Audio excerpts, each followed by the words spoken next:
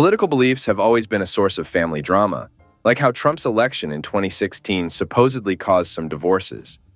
So, it seems the feud between Benjamin Franklin and his son, William, was in keeping with this American tradition. The story is a classic example of how political disagreements can destroy relationships within families. In hindsight, it's also obvious that Franklin wasn't exactly the most understanding or forgiving dad. William Franklin was Benjamin Franklin's first child. Though he was illegitimate, he was acknowledged by his father and was raised by Benjamin and his common-law wife, Deborah Reed. It's a bit of a mystery as to who William's birth mother was, but some suggest that it may have been Deborah herself, who at the time had been abandoned by her legal husband but was not divorced.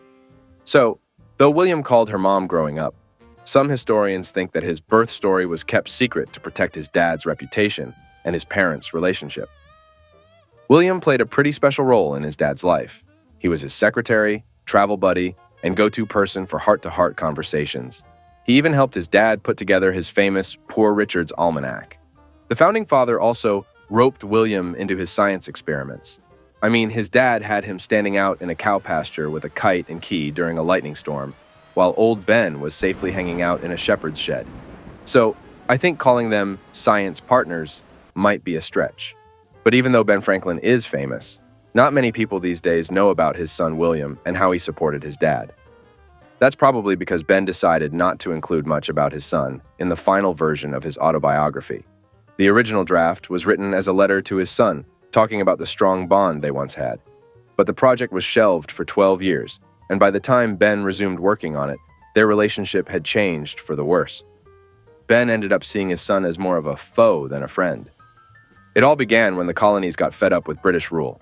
William Franklin decided to join the King's Army and eventually became governor of New Jersey. He was super loyal to England and thought rebelling was a bad idea. He believed that if the colonies went to war with England, it would just end in a big, messy civil war. And he was kind of right. His beliefs weren't about gaining power, nor was he being politically savvy. He just had deeply held convictions shared by many Americans at the time, like Adams, Hancock, and Washington. He stuck to his loyalty to the King and England, even as revolutionary zeal spread throughout America. The Declaration of Independence ended the relationship between father and son, and Governor William Franklin was no longer welcome in the new nation.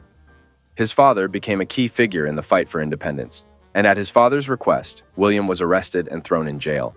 It was a terrible experience.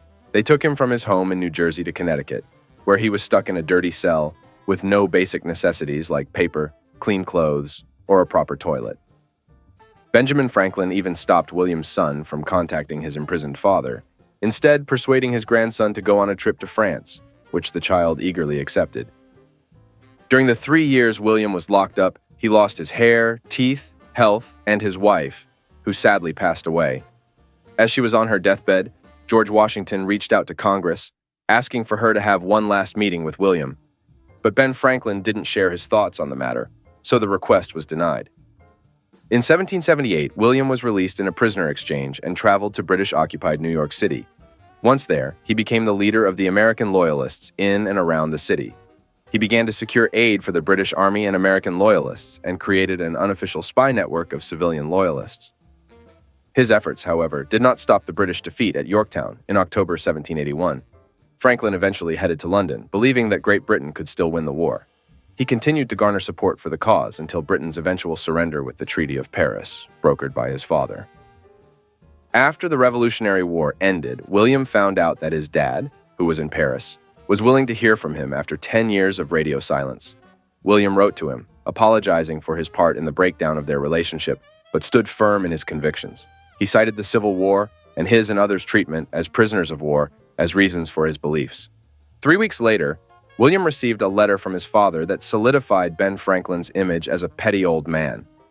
His dad expressed sadness about their lost relationship, but he didn't care about William's feelings and beliefs. He made it clear that he wasn't ready to see his son, who was still living in exile in England at the time. They finally saw each other a year later when Ben came to England for what would be the last time, just to sort out financial accounts. He made William sign over the deeds to his American property as a condition to forgive his debts.